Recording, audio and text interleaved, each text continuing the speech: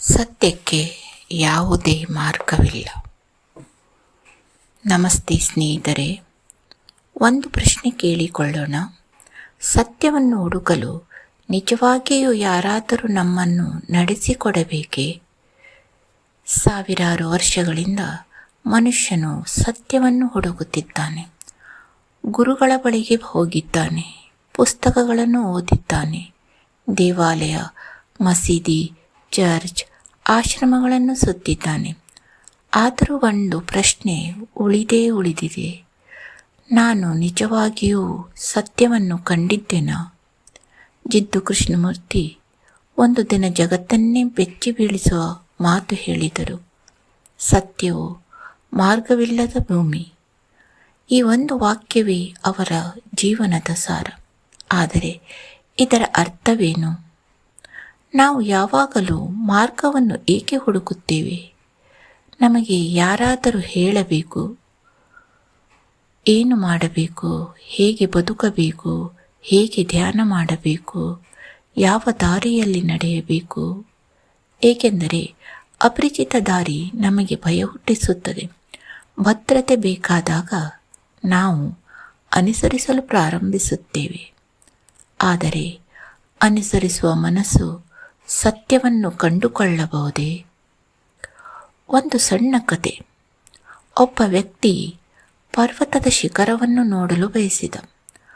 ಅವನು ಎಲ್ಲರನ್ನೂ ಕೇಳಿದ, ಶಿಖರಕ್ಕೆ ಹೋಗುವ ದಾರಿ ಯಾವುದು? ಪ್ರತಿಯೊಬ್ಬರೂ ಬೇರೆ ಬೇರೆ ದಾರಿಯನ್ನು ತೋರಿಸಿದರು. ಅವನು ಗೊಂದಲಕ್ಕೊಳಗಾದ. ಆಗ ಒಬ್ಬ ವೃದ್ಧ ನಕ್ಕು ಹೇಳಿದ, ನೀನು ಇನ್ನೊಬ್ಬರ ಹೆಜ್ಜೆ ಗುರುತುಗಳನ್ನು ಮಾತ್ರ ನೋಡುತ್ತಿದ್ದೀಯ, ಆದರೆ ಪರ್ವತವನ್ನು ನೋಡುತ್ತಿಲ್ಲ.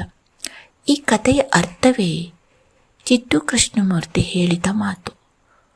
ನಾವು ದಾರಿಯಲ್ಲೇ ಕಳೆದು ಹೋಗುತ್ತೇವೆ, ಸತ್ಯವನ್ನು ಮರೆತು ಬಿಡುತ್ತೇವೆ.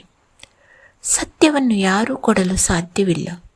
ಯಾರಾದರೂ ನಮಗೆ ಒಂದು ಅನುಭವವನ್ನು ಹೇಳಬಹುದು, ಒಂದು ಪುಸ್ತಕ ಕೊಡಬಹುದು, ಒಂದು ಪ್ರಶ್ನೆ ಕೇಳಬಹುದು. ಆದರೆ ಸತ್ಯವನ್ನು ನಮ್ಮ ಕೈಗೆ ಹಿಡಿದು ಕೊಡಲು ಯಾರಿಂದಲೂ ಸಾಧ್ಯವಿಲ್ಲ. ಏಕೆಂದರೆ ಸತ್ಯ ಒಂದು ವಸ್ತುವಲ್ಲ, ಅದು ನಮ್ಮ ಜಾಗೃತಿಯಲ್ಲಿ ಅರಳುವ ಅನುಭವ. ಹಾಗಾದರೆ ಗುರುಗಳ ಅಗತ್ಯವಿಲ್ಲವೇ? ಇಲ್ಲ. ಜಿಡ್ಡು ಕೃಷ್ಣಮೂರ್ತಿ ಹೇಗೆ ಹೇಳಲಿಲ್ಲ.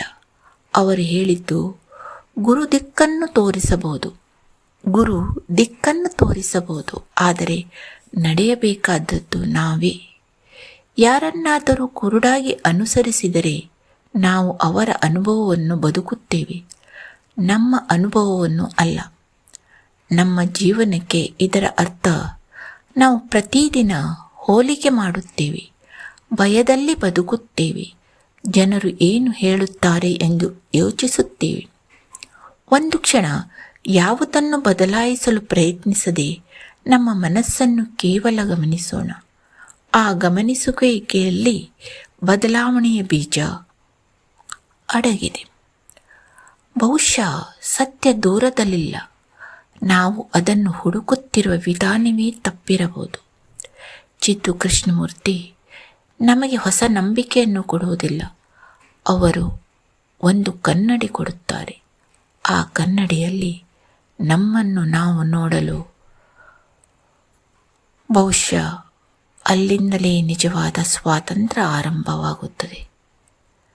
ಧನ್ಯವಾದಗಳು.